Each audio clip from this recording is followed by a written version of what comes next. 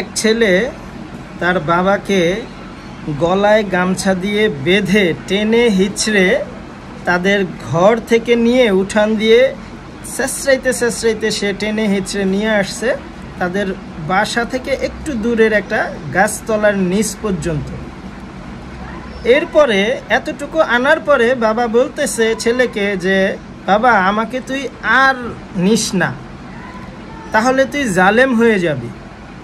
ছেলে খুব অবাক, তুমি আমার বাবা, তোমার উপর বিরক্ত হয়ে আমি তোমাকে গলায় গামছা বেঁধে টেনে হিচড়ে গাছতলা পর্যন্ত নিয়ে আসলাম, এতক্ষণেও আমি জালেম হই নাই, অথচ গাছতলা পার হলে আমি জালেম হব কেন?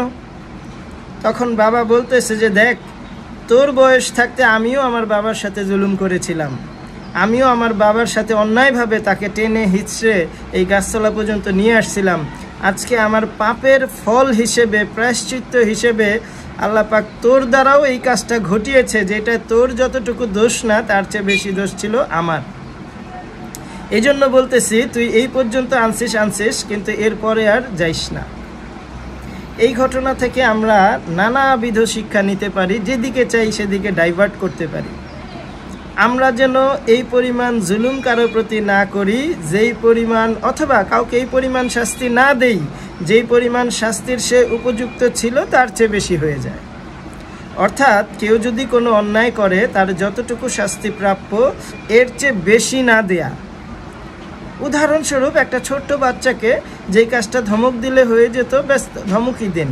যেটা দুইটা হয়তো ছোট্ট বেত্রাঘাত করলে মৃদুভাবে হয়ে যেত, ততটুকুই দিন।